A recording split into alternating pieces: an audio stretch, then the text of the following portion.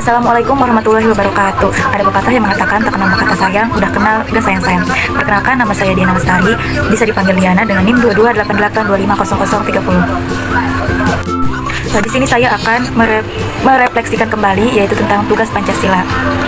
Nah, yang pertama temanya ada Pancasila di postmodern dan orang-orang modern, kritikan solusi dalam. Yang ketiga ada orientasi mahasiswa.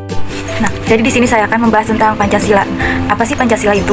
Jadi Pancasila bisa dikatakan sebagai falsafat negara atau falsafat Indonesia, bisa dikatakan juga sebagai ideologi negara atau ideologi bangsa Indonesia, dan juga di mana Pancasila merupakan pedoman hidup bagi masyarakat Indonesia. Contohnya itu saya misalkan ya, warga Baduy. Nah, kan warga Baduy itu mereka itu tidak terpengaruh oleh pengaruh luar. Jadi mereka membuat kepercayaan mereka sendiri. Jadi apakah warga Baduy masih ke dalam Pancasila? Tentu saja iya ya, warga Baduy itu sudah termasuk ke dalam Pancasila. Meskipun Pancasila itu tidak membeda-bedakan dari ras, budaya, bahasa ataupun yang lainnya. Jadi meskipun warga Baduy tidak terpengaruh oleh pengaruh dari luar, warga Baduy itu tetap termasuk ke dalam Pancasila. Kenapa? Karena warga Baduy sudah mencontohkan nilai-nilai Pancasila seperti pada sila pertama, yaitu yang berbunyi ketuhanan yang Maha Esa. Jadi mereka percaya terhadap adanya Tuhan, dan juga mereka itu kan menjaga keseimbangan alam, dan alam warga Baduy itu tetap asri dan jauh dari namanya pencemaran alam. Jadi itu juga termasuk ke dalam Pancasila sila pertama.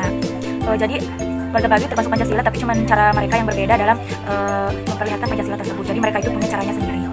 Selanjutnya saya akan membahas tentang perang dingin. Nah, jadi perang dingin itu perang yang tidak dilakukan secara langsung, melainkan perang dingin terjadi karena adanya perbedaan ideologi antara kedua belah pihak, seperti kepentingan setelah perang dunia kedua. Contohnya mereka tidak saling nembak-menembak, melainkan dengan cara perlombaan senjata nuklir, seperti siapa yang memiliki senjata paling kuat, itulah misalkan yang hebat. Terus misalkan melalui perlombaan luar angkasa, misalnya Uni Soviet kirim manusia pertama ke luar angkasa, terus AS kirim manusia pertama ke bulan.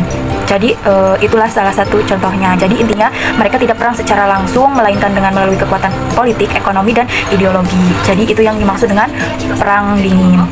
Nah, selanjutnya di sini saya akan menjelaskan yang kedua, yaitu postmodern dan orang posmo. Nah, jadi apa sih postmodern itu? Jadi postmodern adalah sebuah pertanyaan tentang ide dan nilai-nilai yang terkait dengan bentuk dan modernisasi, yakni yang percaya pada kemajuan dan inovasi.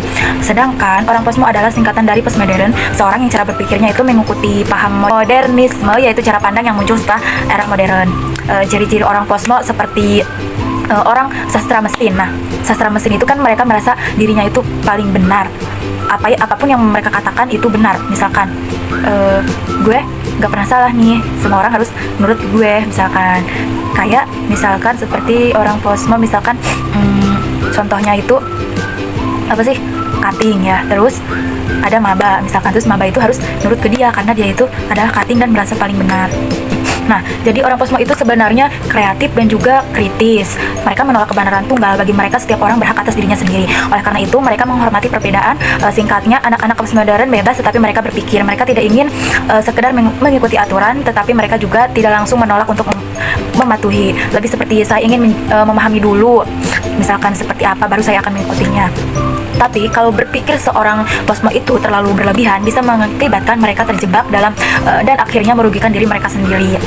Misalkan selalu bebas dan tidak memiliki arah, karena orang posmo itu mempercayai kebenaran tunggal. Mereka bisa menjadi bingung antara mana yang baik dan antara mana yang tidak baik.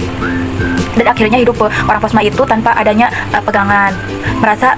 Orang posmo itu kan selalu merasa dirinya paling benar sendiri, walaupun tidak ada kebenaran mutlak. Beberapa orang posmo merasa dirinya paling keren, padahal itu sama saja dengan dirinya merasa paling hebat.